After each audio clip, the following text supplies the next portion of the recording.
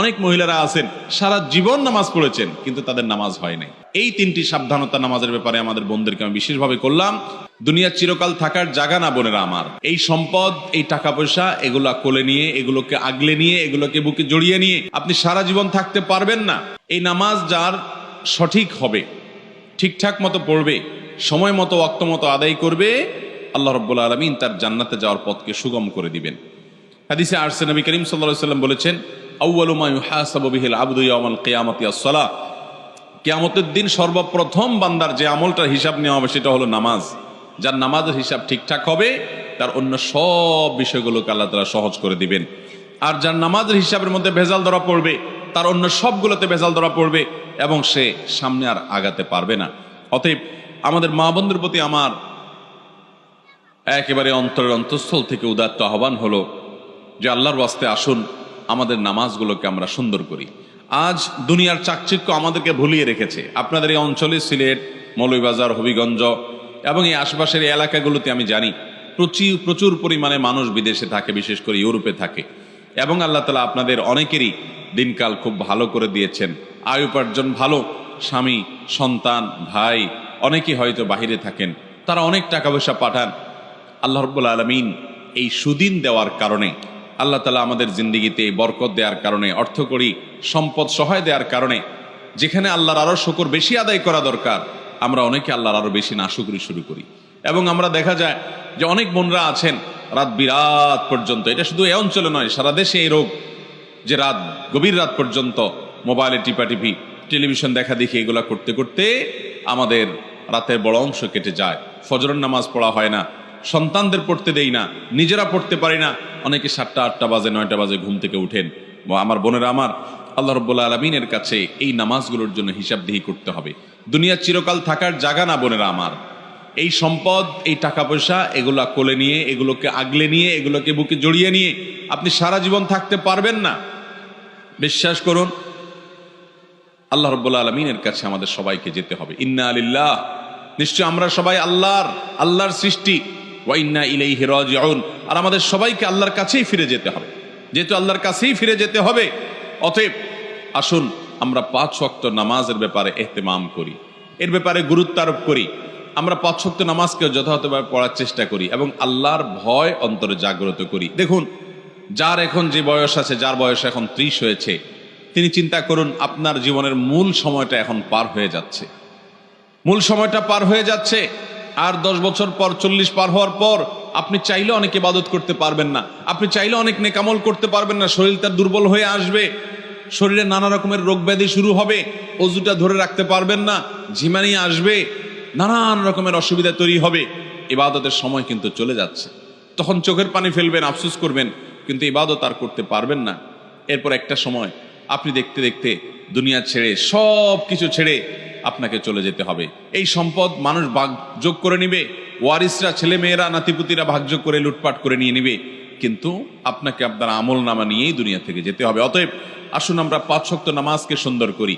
যারা ফজরের নামাজ পড়ছেন না বা পড়তে অসুবিধা হচ্ছে, শুনে রাখেন, নবী করিম সাল্লাল্লাহু আলাইহি ওয়াসাল্লাম বলেছেন, মুনাফিক যারা নামে মুসলমান, আল্লাহর খাতায় মুসলমান না, যারা আল্লাহর খাতায় মুসলমান না, নামে মুসলমান, এদের একটা বড় মার্কা হলো তাদের জন্য 2টা ওয়াক্ত নামাজ পড়া খুব বেশি কঠিন হয়। তার একটা হলো আসর আর একটা হলো ফজর। এই 2 ওয়াক্ত নামাজ যদি কারো দ্বারা পড়া সম্ভব না হয়, সে অন্যান্য ওয়াক্ত পড়ে কিন্তু এই 2 ওয়াক্ত পড়তে পারে না, তাহলে সে যেন সাবধান হয়, সে যেন সোজা হয়ে বসে, সে যেন আল্লাহর দিকে দৌড়ায় এবং ঈমানকে নবায়ন করে।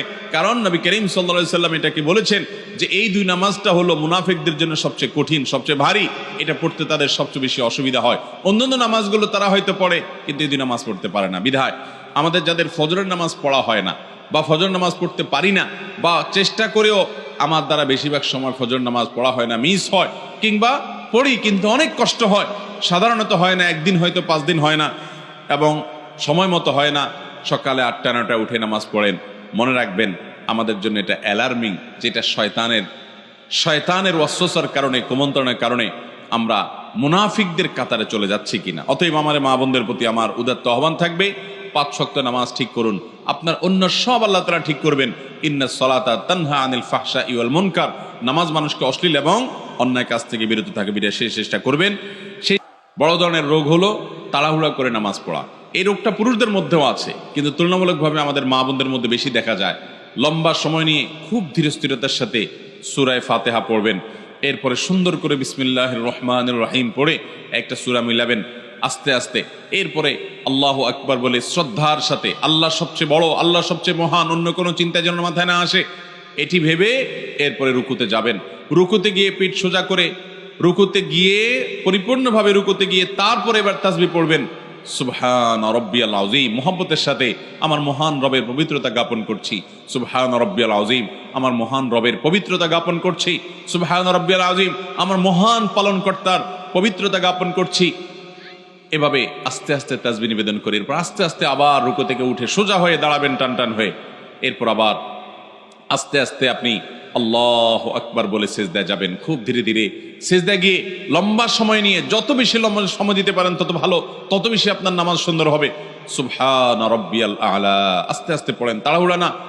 এরপর আবার সুবহান রাব্বিয়াল আলা, আবার একটু সময় নিয়ে সুবহান রাব্বিয়াল আলা, আমার সর্বোচ্চ সর্বমহান আল্লাহ রাব্বুল আলামিন, রব যিনি আমার পালনকর্তা, যার হাতে আমার জীবন মরণ রিজিক সবকিছু, তার জন্য পবিত্রতা জ্ঞাপন করছি। এভাবে তাসবিহ পেশ করে এরপরে আস্তে আস্তে আল্লাহু আকবার বলে বসেন। বসে আবার দোয়া পড়েন, রব্বিগফিরলি ওয়ারহামনি ওয়াহদিনি ওয়াআফিনি ওয়ারফানি ওয়াজবুরনি ওয়ারযুকনি। আপনি দোয়াগুলো আস্তে আস্তে পড়েন, এরপরে আবার সিজদায় যান। এইভাবে ধীরস্থিরতার সাথে নামাজ পড়েন। আমাদের মা বোনদের বেশিরভাগই নামাজ পড়েন কিন্তু হুলস্থুল করে। যারা নামাজ পড়েন দেখা যায় খুব তাড়াহুড়া করে নামাজ পড়েন। মনে রাখবেন, তাড়াহুড়া করে যে নামাজ পড়ে নবী করিম সাল্লাল্লাহু আলাইহি সাল্লাম বলেছেন সে হলো সবচেয়ে নিকৃষ্ট চোর। কারণ রুকু সিজদা সে চুরি করে, এমন ভাবে দেয় মনে হয় যে সে ফাঁকি দিতে চাচ্ছে, তাড়াহুড়া করে কোনো রকম পার করে চলে যেতে চাচ্ছে। এই জন্য নবী সাল্লাল্লাহু আলাইহি সাল্লাম বলেছেন সবচেয়ে নিকৃষ্ট চোর হলো এই রুকু সিজদা যে চুরি করে সে মহিলা। ঠিক একইভাবে সে পুরুষ বা মহিলা যেই হোক, ঠিক একইভাবে কোন কোন হাদিসে আসছে যে কিছু মানুষ তাড়াহুড়া করে নামাজ পড়ে, নামাজের ভিতরে মনোযোগ নাই, দ্রুততার সাথে নামাজ শেষ করে, অন্য সব কাজ খুব ঠান্ডা মাথায়, টেলিভিশনটা খুব ধীরস্থিরতার সাথে দেখেন, হ্যাঁ, নিজের স্বামীর সাথে কথাটা খুব ঠান্ডা মাথায় করেন, আলাপ সালাপটা খুব ধীরে ধীরে করেন, অন্য সব কাজ খাওয়ার সময় খুব মজা করে রসিয়ে রসিয়ে চিবিয়ে চিবিয়ে ভালো করে খান, কিন্তু নামাজ পড়ার সময় আপনি তাড়াহুড়া করেন, আল্লাহর কাছে কি জবাবদিহি করবেন? এই নামাজ, যে নামাজের হক আদায় করা হয় না, এই নামাজটা কোনো কোনো ক্ষেত্রে আল্লাহ পর্যন্ত পৌঁছবে না। এটা ময়লা ময়লা কাপড় চোপড় যেরকম পেঁচিয়ে নিক্ষেপ করা হয়, এরকম নামাজের মুখের দিকে নিক্ষেপ করা হতে পারে। এই জন্য আমার মোহতারাম বোনেরা, আপনাদেরকে বলছি, মোহতারামা বোনেরা, আপনাদের নামাজগুলোকে, আমাদের নামাজগুলো আমাদেরকে সুন্দর করতে হবে। খুব ধীরে ধীরে নামাজ পড়বেন এবং লম্বা কেরাতে, লম্বা রুকুতে, লম্বা সিজদাতে নামাজ পড়বেন, তাড়াহুড়া করবেন না। আল্লাহর মহব্বতের সাথে নামাজ পড়বেন এবং সময় মতো নামাজ পড়বেন। আমাদের মা বোনদের একটা বড় ত্রুটি হলো যে বেশিরভাগ মা বোনরা গৃহস্থলী কাজ কর্মে ব্যস্ত থাকার কারণে জোহরের নামাজটা প্রায় আসরের কাছাকাছি যায় পড়েন। কারণ রান্না বাড়া শেষ করে ছেলে মেয়েদেরকে খাওয়ানোর পর, তাদেরকে গোসল টোসল দেওয়ানোর পর, নিজে গোসল টোসল করে সব গোছায়ে সামলায়ে তারপর তিনি দেখা যায় নিজে নামাজ পড়তে যান। ততক্ষণ দেখা যায় 3টা বেজে যায়, সোয়া 3টা বেজে যায়, অনেক সময় আসরের ওয়াক্ত হয়ে যায়, আসর ওয়াক্তের কাছাকাছি হয়ে যায়। এটা খুবই ভয়াবহ একটা বিষয়। অনেক মহিলা আছে আমাদের দেশে যে সারা জীবন তাদের জোহরের নামাজটা হয় একেবারে শেষ ওয়াক্তে। মনে রাখবেন, নবী করিম সাল্লাল্লাহু আলাইহি সাল্লামকে জিজ্ঞাসা করা হয়েছিল সবচেয়ে উত্তম নামাজ কোনটা, সবচেয়ে উত্তম আমল কোনটা? তিনি বলেছেন আস-সালাতু লি আউয়ালি ওয়াক্তিহা, ওয়াক্ত হওয়ার পর শুরুর দিকে নামাজ আদায় করা, এটা হলো সবচেয়ে উত্তম আমল। অতএব আপনারা এই আমলটার ব্যাপারে খুব বেশি যত্নশীল থাকবেন, খুব বেশি মনোযোগী হবেন এবং আল্লাহর জন্য নামাজকে সুন্দর করবেন। আল্লাহ তাআলা আপনাদেরকে সেই তৌফিক দান করুন। সেই সাথে নামাজের ব্যাপারে আমাদের মা বোনদেরকে একটি বিষয় আমি সাবধান করতে চাই, সেটা হলো যে আপনারা অনেকে নামাজ পড়েন কিন্তু নামাজের একটা ফরজ হলো সতর ঢাকা। এই সতর ঢাকাতে আপনাদের প্রচুর পরিমাণে ত্রুটি থাকে। নামাজের জন্য যে সতর ঢাকতে হবে সেটা হলো পুরুষরা তো নাভি থেকে হাঁটু পর্যন্ত ঢাকতেই হবে, সেই সাথে কাঁধের উপরেও কাপড় থাকতে হবে। হাদিস থেকে বোঝা যায় পরিষ্কারভাবে মূল হলো নাভি থেকে হাঁটু, এইটুকু হলো সতর। পাশাপাশি কাঁধের উপর রাখাটা পুরুষদের জন্য আপনার কর্তব্য, কিন্তু মূল সতরের বাইরে। কিন্তু মহিলাদের জন্য সতর হলো একেবারে মাথা থেকে পাও পর্যন্ত। নামাজের সময় পুরো শরীর তাদের ঢেকে নামাজ পড়তে হবে, শুধু মুখমণ্ডল চেহারাটা খোলা থাকবে, 2 হাতের কবজি খোলা থাকবে এবং পায়ের পাতার তলার অংশ এটি খোলা থাকবে। এছাড়া পুরো শরীর তাদেরকে ঢেকে রাখতে হবে, এমনকি গলা, পিঠ, বুক এবং কাঁধ এবং হাতের যে গোছা আছে সেটা কনুই টনুই এগুলা সব, এমনকি মাথার চুল, এগুলা সবগুলা কিন্তু ঢাকতে হবে। আমাদের অনেক মহিলারা আছেন, অনেক মা বোনরা আছেন, মা চাচিরা আছেন, যারা দেখা যায় এখনো আপনার শাড়ি পরে নামাজ পড়েন, তার উপরে কোনো ওড়না পড়েন না। আপনি শাড়ি পরে নামাজ পড়েন, কিন্তু তার উপর আপনাকে একটা বড় ওড়না বা কিছু দিয়ে আপনার পুরো শরীরকে ঢাকার চেষ্টা করতে হবে। শুধু শাড়ি পরে নামাজ পড়লে আপনার হাতের কোনোই দেখা যাবে, আপনার পেট বা পিঠের বা কিংবা কাঁধের কিছু অংশ আপনার দেখা যেতে পারে, চুলগুলা বের হয়ে যেতে পারে। যদি আপনার পুরো নামাজ জুড়ে এরকম শরীরের সমস্ত অঙ্গ প্রত্যঙ্গ খোলা থাকে, আপনার নামাজ হবে না। অনেক মহিলারা আছেন সারা জীবন নামাজ পড়েছেন, কিন্তু তাদের নামাজ হয় নাই। অতএব আমাদেরকে মনে রাখতে হবে, মাথা থেকে পা পর্যন্ত মহিলারা নামাজের জন্য পুরো শরীরকে ঢেকে নামাজ পড়বেন, এটি তাদের জন্য ফরজ। এটি না হলে তার ফরজ তরক হবে, নামাজই হবে না। বিধায় এই তিনটি সাবধানতা নামাজের ব্যাপারে আমাদের বোনদেরকে আমি বিশেষভাবে করলাম।